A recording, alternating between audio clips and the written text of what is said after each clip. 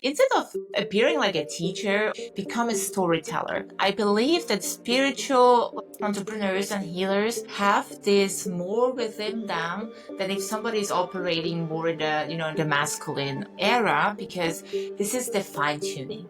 This is the beautiful aspect. This is diving into communication, verbalization, delivering those words. Everything you say has a meaning, and make sure that by using that word that you are certain what message you're spreading to the world. And it has never been easier to have a personal brand today, but it will require us to do that work. Hello, everybody, and welcome back to the Sovereign Self Show. And today we have Ivana Ivanek on, and she is a mindset coach, business strategist, keynote speaker, and the host of the Online Business by Design podcast, helping coaches, healers, educators, and teachers build an online business that makes money and impact. Through more than a decade of observing and connecting with people, she's discovered a powerful truth: the fear of rejection and judgment is the hidden reason holding most of us back from chasing our dreams and stepping into our potential. Ivana is on a mission to prove that anything is achievable. If you guys like this podcast, you're going to love her podcast. I've been on there twice. I'm not sure if the second one's been out yet, but it's an awesome show to check out. Welcome to the show. I'm so excited to have you on this podcast, Ivana. I'm so stoked. I've been waiting for so long for having this conversation with you. We had to postpone once, and I've been just, burning to co-create with you. Yeah, and all in divine timing. Yeah, we literally were just talking before we hit record about like sometimes the universe does things like the audio not recording or something, and you're like, it's divine timing, but man, universe, why are you giving this to me right now? I just want it to work. And such is the life of an entrepreneur, right? Is the ups and the downs and the growth on your way to be able to make an impact, not only for other people, but for yourself. So I would love to start off, beautiful bio, but what led you to this? Because I love your story, knowing you personally, about talking about failure, about talking about getting in the game and having to go on again. I would love to hear your heroine's journey to where you are today with this beautiful podcast, making a huge impact in the world. It has been a long journey. What now looks like I have connected all dots. It's basically connecting the dots backwards, because I was only 24, naive, when I have quit my corporate life.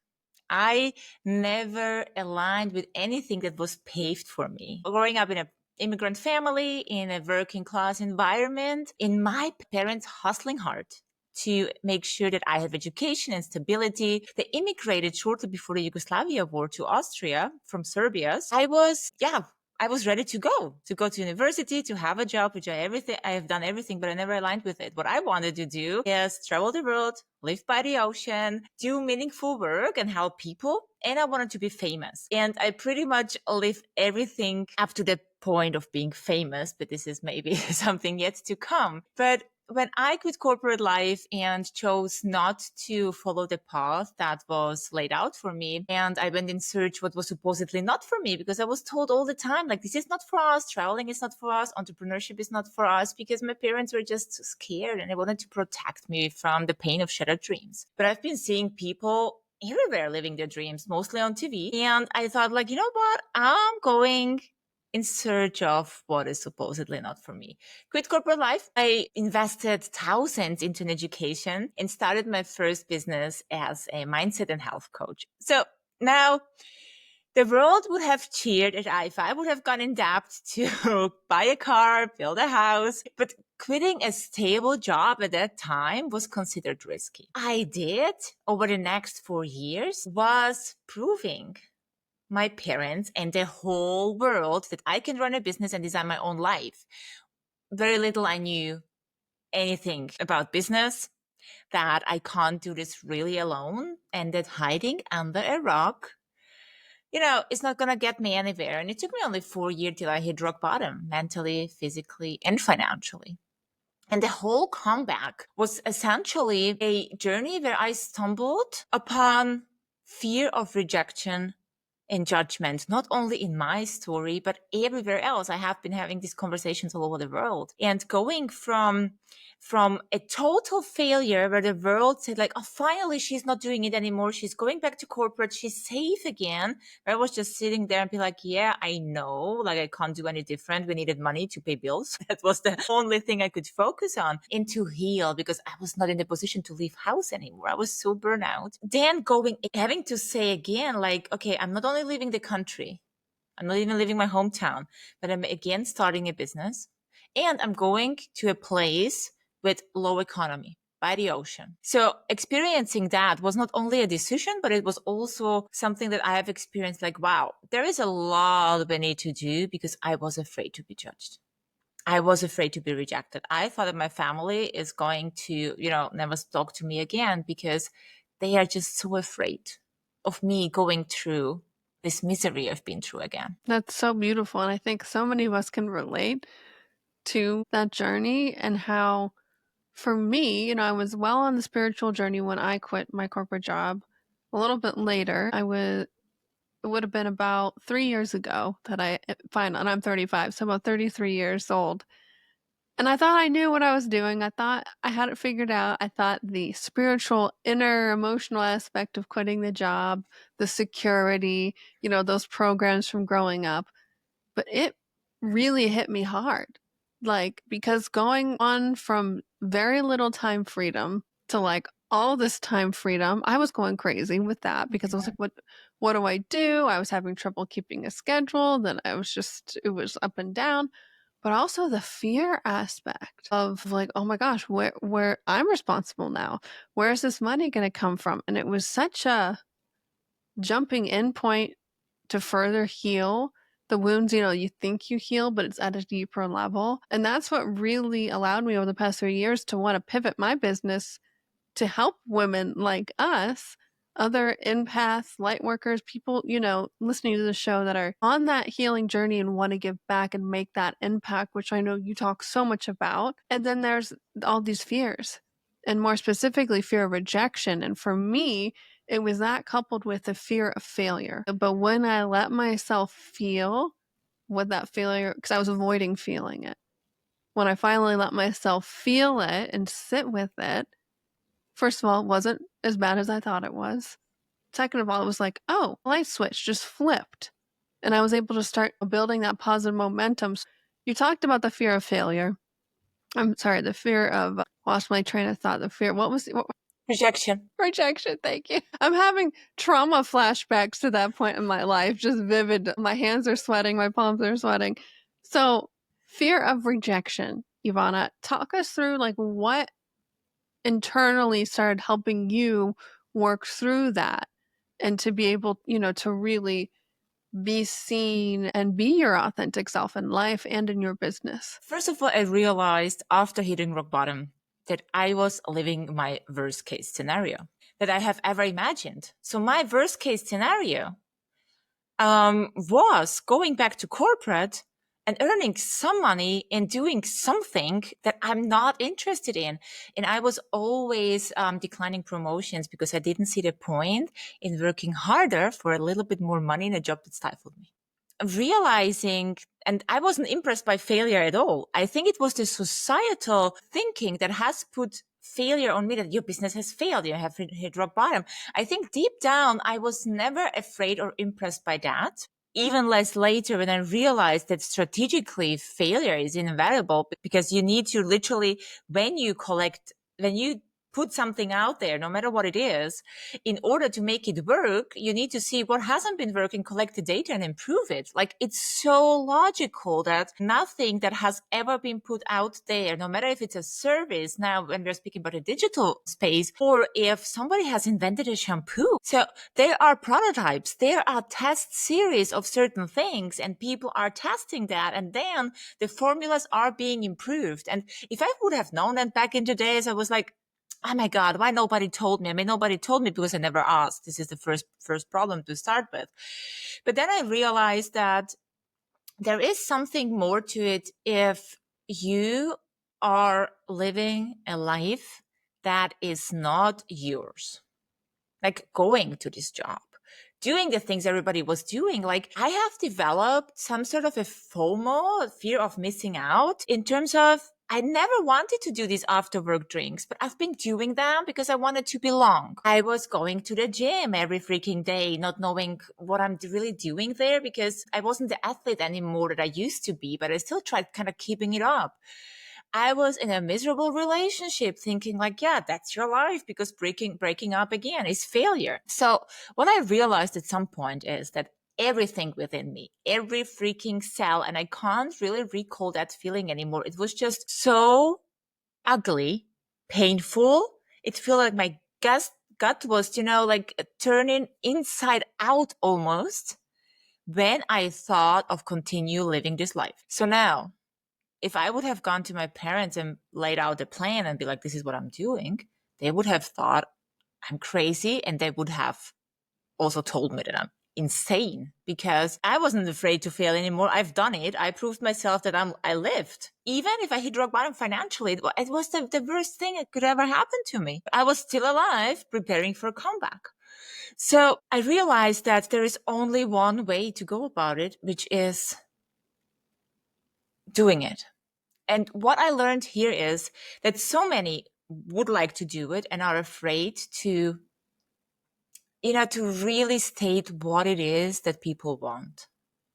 And the moment I stated what I want, I could clearly see in front of me what I still need to do in order to get there. Because before, if you never commit, if you never say what you really want, you will be like 75% committed and you will always have pathways open to the left, to the right, to the bottom and to the top. But once you commit to your want, which is different than a need, because I always say our basic needs are very simple. If you now break this down in our Western world, it's water, nutrition, love in terms of like some sort of hugs and a roof above our head and one way or the other to pay all for that. But anything you want that is more than that, you can create. And once you know what it exactly is, you can accept where you are right now and make this gap analysis like we do it in business for yourself and be like, okay, cool. This is my skills. This is my soft skills. This is all my resources. And what else do I need to do to get there? And once I have done that, I was like, yes, along the way, there might be a lot of failure.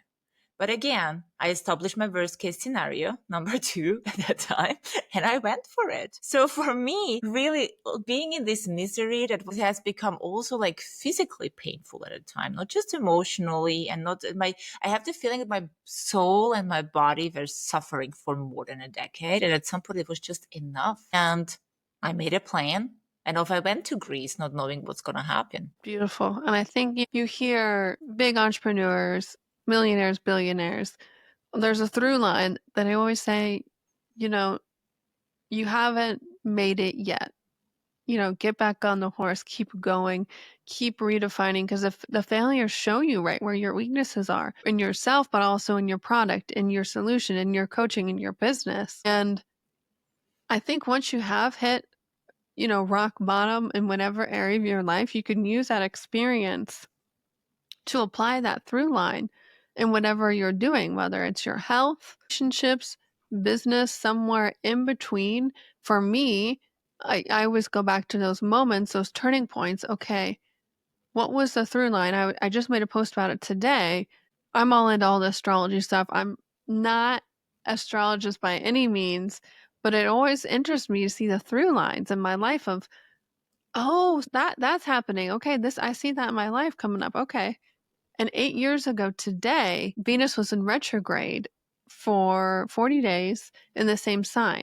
So it happens every 8 years. It's in retrograde. We all know of Mercury retrograde. Everybody kind of hears that. But Venus is about love, about relationships, that divine feminine aspect. So the themes that you were coming up in about March of 2017 are the themes coming up today in relationships and love. It could be with other people, yourself. And I was at the tail end of a marriage. And I remember that time I went all in on my health coaching business at the time because it helped me raise my own vibration to see a different perspective, to see, oh, this is not working out for me. My body was in extreme pain, weird symptoms, and that was really the starting point to this podcast of the tagline, your body's not in the way, it's leading the way. And that has carried me forth. And that's what my mission is, of the impact of helping people realize their stories, their emotions, the physical aspect, the energy, that it's not in the way. The rock bottom, it's not in the way. It's actually leading your way, showing you the way forward. And there is always an incredibly great learning. Now I was shortly Yes. thinking, Laureen, back 2017, where I Yeah. was in March, in regarding romantic relationships and the love towards myself. And if you look now at it, it is truly, I could have repeated the same pattern. But right now, I'm since days sitting with my partner and we are discussing our life's visions because they're changing. And back in the days, this would have, like 8 years ago, this would have meant for me, break up. He's not for you. Like, you gotta go because we can't deal with it. If somebody doesn't say 100% yes to your doing, this is not for you and you have to leave him. And I mean, good, I left this relationship. Like, it was not worth fighting for, but this relationship right now, and we are having these conversations, like, occasionally over the last 2 weeks, where we want to go, like, together and like as individuals. And I could have repeated the same BS that I was doing in 2017. Now that you're saying it, it makes Yeah. absolute sense. It makes Right? total sense to me. So, yeah, you're seeing the through line. I'm sure the listeners can also look back in your life and think, what was I doing then in my life and my relationship, and how is it different? Or maybe you are repeating that same pattern. And yes, that's a hard pill to swallow, but just like the failure conversation, take an honest look. Take the look of an observer, of a scientist. That always helps me when there are certain areas that are more triggering than others that I don't really want to own or really look at quite yet. That's for me, those moments have become, they're part of me, they're part of my story, they're part of my growth, and part of what I'm here to share as that impact. So I would love to hear, in terms of making an impact, what are your thoughts for people listening who either want to start a business or have an existing business and they're really driven by that impact aspect? I think there is, from the point of view when we look from business and economical rules changing, and I think it's my responsibility to deliver some insights as a strategist, seeing what is currently happening because of the transformation industry. So we have the impact to, or we have the power to impact our future generations. And recently I read an article in Entrepreneur that they have interviewed 60,000 Gen Alpha children. So they're like from 0 to 14. And the girls and boys interviewed were 6 to 14. And they are planning on having a side hustle as soon as they can and saving up for their pension. Imagine 6 to 14 years old. And this is the result of empowered caregivers and parents. If I think back and take my entire lineage and go back to when I was 6 to 14, I was spending my pocket money on candy. I was making a debt in the candy store because I always bought something too much and I owed them always 2 cents. And even the candy store lady didn't tell me to pay it back because she thought, oh my God, look at this cute girl because it's just 2 cents. Give her next time something on top of it.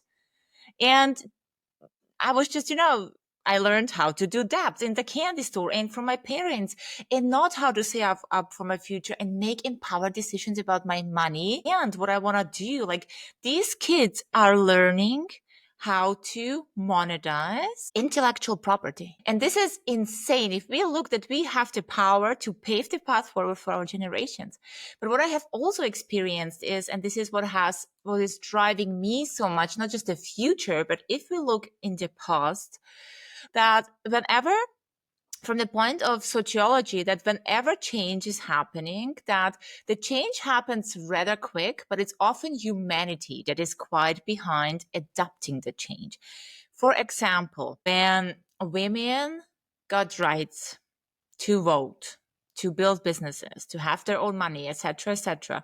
We are given the right, as in here it is, black on white, you can read it, but nobody teaches us really how to do it. And we are still living the old patterns with the new rules, where there's like a huge conflict and it takes forever till this changes. And what I have seen, the power we have is to literally heal silence generations. As for in my life, nothing was for me what I wanted. I am a Beyonce fan. And if I wanted to be like her, this is the woman I was watching on TV. So, and I knew that she has found a Destiny's Child being only 9 years old. And back in the days, I was questioning, although I loved going to school, but I wasn't really a fan of the educational path per se. And I was questioning why I needed to know everything about the amoeba virus and how it spreads in a human body, but nobody could really explain to me how Beyonce formed her band being only 9 years old. So, and nothing of that was for me. I needed to do, become a doctor, needed to do all the things the way we do it. And traveling wasn't for us. That was always for the rich, for the privileged. And like I was always put on a lower shelf. My siblings and my family, we just, acknowledged that we are there. So now with me stepping into my full potential, living a life that, not everybody was expected me to do, and I did it against all odds. What I do see change is that now when I go speaking or I am somewhere abroad or in a city in Europe, my mom is asking me to travel to this city so we can meet up and spend 2 days sightseeing. So she has visited me in Greece. My mom is now building her house that on the ground of her mother, that my grandmother passed away a year ago. Seeing all that change, that I inadvertently changed my entire lineage without having to interfere, because these are the people who will never ask you for help, nor will they thank you because, as I said, they never ask for help. But you can see these changes, and through me making empowered decisions, I am empowering silence generations, which is incredibly beautiful to watch. And I think we have that power. And this is the impact we can make next to improving our lives, living an exceptional life as a digital entrepreneur and making a ton of money, which is not limited to a contract as in the corporate world. So this is what I'm seeing. Like if I just put my little world together and if I look all around me. And these are two different things. However, for me, they are equally powerful. Yes, every millennial woman listening, myself included, can relate to the Beyonce.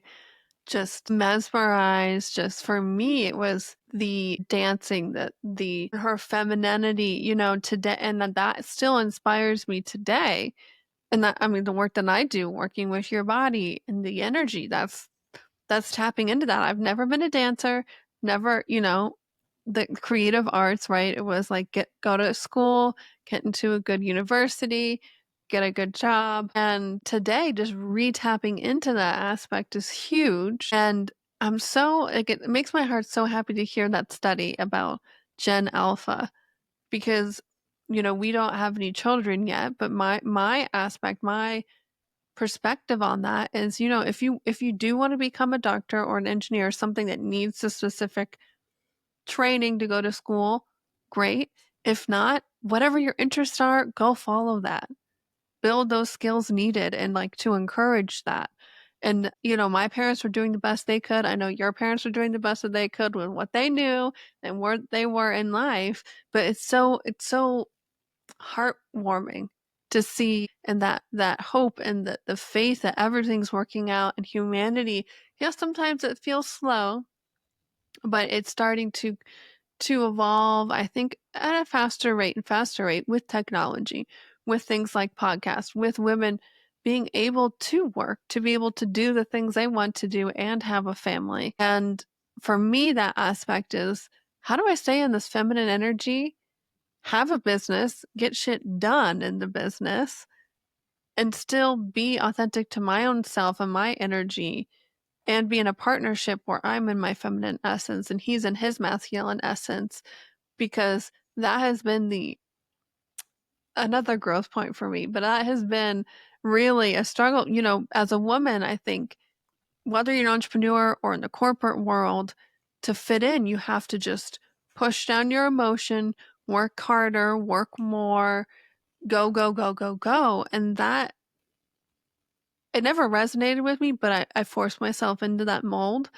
And I think as an entrepreneur, we can change that mold. We can choose to work smarter. We can choose to build a life of how we want to build it. So I would love to hear your kind of aspects of maybe blending that feminine masculine energy, not burning yourself out, but and also because I know you're all about strategy in terms of marketing and the business aspect. How do those intertwine for our listeners wanting to be like, yes, how do I not burn myself out? How do I not just do all the things and not actually get any of the goals accomplished? There's two things I want to mention. Like we are now really seeing this huge, fast forward shift from going from the industrial age into the digital era, where right now, literally people, by leveraging digital innovation, we can make bank from the comfort of our own home with no proper pants on. So now, if I tell this my family, they're gonna look at me and be like, what on earth is she talking about? Well, I'm like, yeah, we're all wearing flip-flops all day. I mean, I don't go on stage. I mean, I speak with flip-flops simply because it's dangerous and I would fall. And it's often, people want you to dress in a certain way, but I live my life like by the ocean life. The first thing we need to do is to get faster used to change and to just simply accept it as like, it's changing. Cool. Let's adapt to it because this is our future. It is now when people saying it's going fast, it will go faster. This is an assumption, but I believe with AI, which is still very, very new and is changing economical rules, like in this very, very like, yeah, it's fast, kinda. It will get even faster. So once we acknowledge that, and even we are, spiritual beings, which I think we all are, just some people live it differently. Some people live it like altered, and other people are keeping it more to themselves. Like I do meditate. I think I have so much faith that, first of all, even if we look now at this planet Earth, I have faith that everything is going to be all right and that we have the power as humanity to fix that pain. So when we now look at economical rule changing specifically, like logos being replaced with personal brands. Two examples I can give you. One is Joe Foster from Reebok. He's turning 70 this year, May. So we have 2025 in May. He's turning 70. Speaking on every stage, going on every podcast, rocking every social media platform because Reebok is no longer a brand. It's Joe Foster. Reese Witherspoon, operating under her media company, Hello Sunshine, is now operating as Reese Witherspoon on LinkedIn. She recently announced that. So seeing that it has never been easier to take literally intellectual knowledge, intellectual property and monetize it as a personal brand. At the same time, what so many people misunderstand about it is because it is called personal brand, which relates to the person and not having to share how you drink your coffee if your brand is nothing about coffee. And as well that the social media police that we have invented on how certain things need to go or need to be done and, hardcore pain point marketing is changing too. Simply because as we've been looking over the years, and I like to take it since the pandemic, because there has been a huge another huge increase of digital entrepreneurs and lots of companies going online, many under their logo. But what we have seen since is not just the entrepreneur or the creator on these platforms involved, but as well the people looking and the people buying. So by now we are dealing with a educated buyer. They know how to enroll in a course. People know where to go, link in the bio, what they're going to find there. When I found out a couple of years ago, link in bio, I was like, oh my God, how cool is that? Right now, everybody knows link in bio and they know they will get there something and people know how to get into someone's world.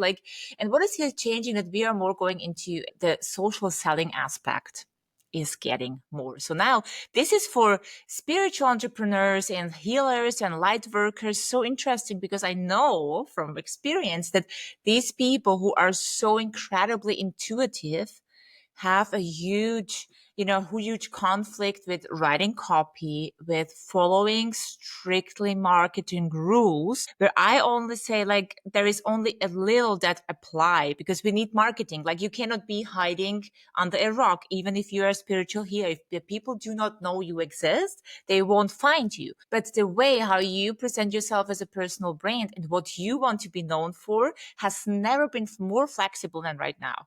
The only thing that I'm telling people when they create content, no matter if it's a podcast episode, and this differs in length, right?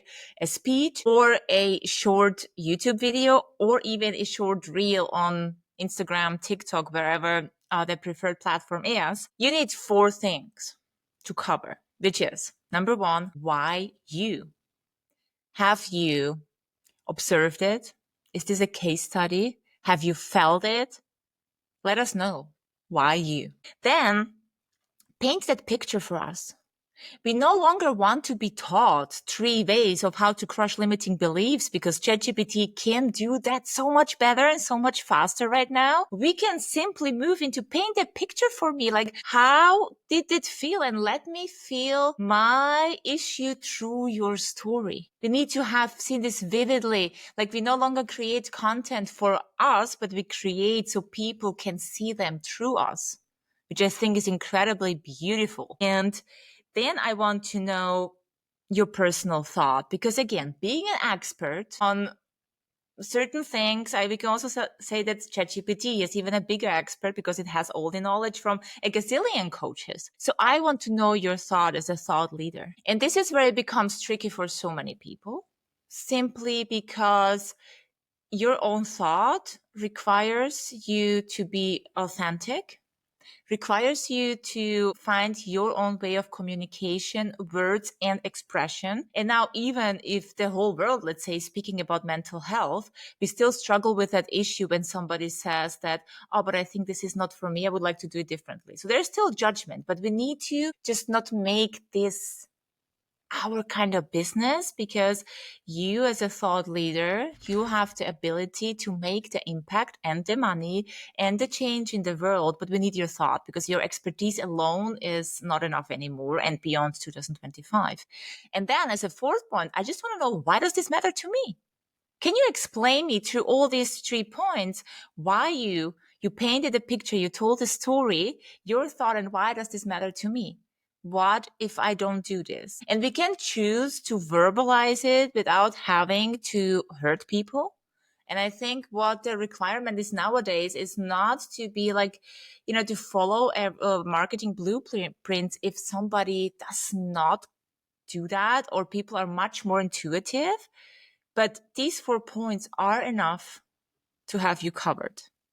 Sounds simple. It is a lot of work, but it works. Thank you for sharing those. I'm like, all right, I'm going to take notes on those. I'm like, am I doing that in every post? Because I love learning. Love, for me, the value, right? The story of my own transformation or a client's transformation, and how you can intertwine that into giving value and why that matters to them it's so much fun, and it's so healing for me It to is. express and create, right? And the expression where we put ourselves, we always put ourselves into a position of a teacher.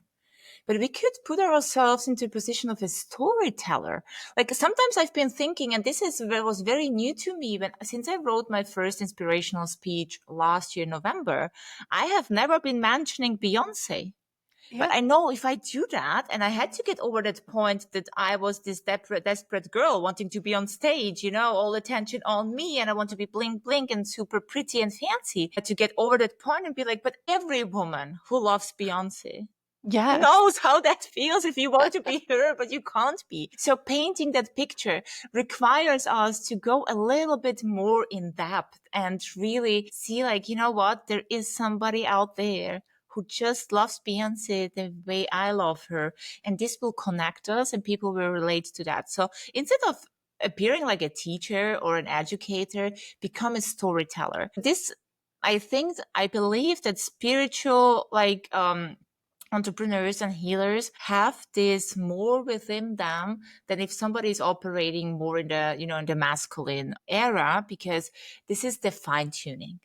Yeah. This is the beautiful aspect. This is diving into communication, verbalization, savoring those words. Everything you say has a meaning, and make sure that by using that word that you are certain what message you're spreading to the world. And it has never been easier to have a personal brand today, but it will require us to do that work. 100%. Just to underline that, if people weren't feeling that impact already, research has been done. I love how science can prove these spiritual facts that we kind of intuitively know, but now we're like, here's the hard science. Well, the vibrational frequency of different emotions, you would think love is the highest vibration, right? Because when I think love, I think God, I think universe, source. But they actually measured authenticity is the highest vibration. It's actually higher than love.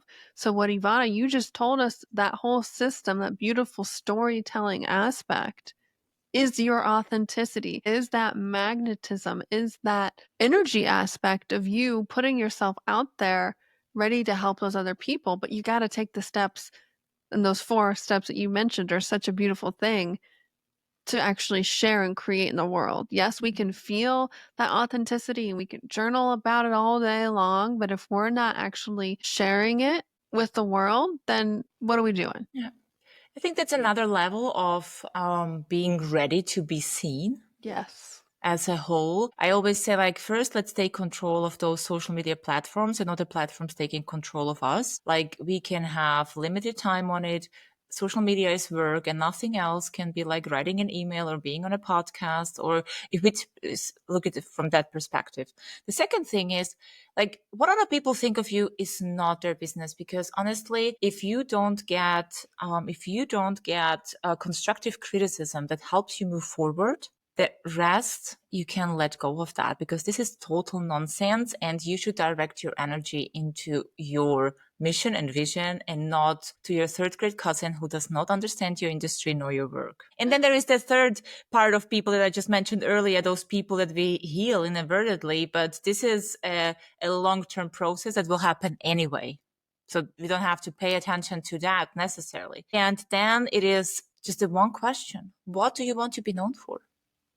If you leave today and people speak about Ivana, Lorene, and whoever is listening, what do you want to be known for?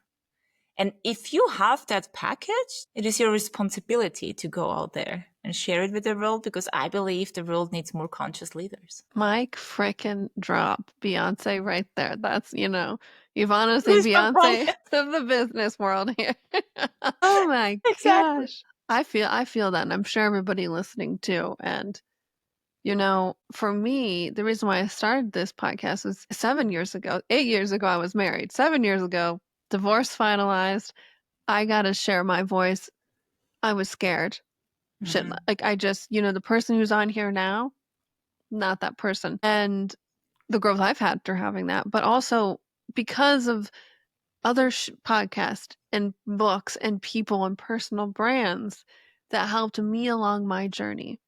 And it was like, okay, now I feel like at a position where I want to give back, showcase other people, but also be that guiding light for the people, Mhm. whether they work with me or not. I'm the conscious leader you talked about, wanting to give back, wanting to share and make that impact. If you don't know what you want to be known for, that's okay too. You are on that journey. And if you just keep kind of asking yourself those questions, for me, like if I'm creating a new project and I don't really know what it is, or, what my next goal is, I'll let it marinate. Keep asking yourself, and it'll come to you. The teachers will come, the answers will come when they need to. My speaking mentor said, I love when she was saying that you get a download or an Yeah. idea or anything, and you just, you put it on paper, and it most likely won't make any sense. Like, I was doing in a masterclass a little workshop about the thing what we want to be known for and the mission we are on. And for most people, it didn't make sense, because you just put something into a formula after random questions, and it goes rather quick because it is a quick workshop. But then also my mentor always said, like, and now go and massage that, like massage that thought. And I think this is the time we need whatever we create. And whoever doesn't take the time, it will be honestly not good and not yours, because we always work with some sort of pre-knowledge formulas, etc., where we fit in that knowledge. And in order to make it yours, it just needs time and these creative sparks and the doing. And I think I learned to really embrace that and love that. And there is no, no speed, no rush in that, no deadlines. And it's always like the most beautiful work when I do it this way. Yes. And I'm just thinking, creating a child, that's create it doesn't matter if you're creating a business, a social media post, or you're pregnant with a child. You don't just give birth and then you're not raising the child, or it's a lot of hands-on work. Same with the ideas. You're birthing an idea, whether it's for a speech or a business, doesn't matter. You got the massaging it, the improving it. And I'm sure, like you said, it took you a while to think about wanting to add the Beyonce aspect into your speech. And it took me a while to formulate what I wanted the show to be. And about a year and a half ago, I changed the show completely Hmm. from Witchy Wellness Radio to the Sovereign Self Show, because we're ever evolving. That massaging, right, is always going, there's no end goal, which is great. If you guys listen to this, and it's like you could see a through line that both Ivana and I used to be health coaches. And now we're helping people with their businesses in different ways, but our own experience and our own authenticity and our own energy are helping similar missions, but still our own journeys. Yeah.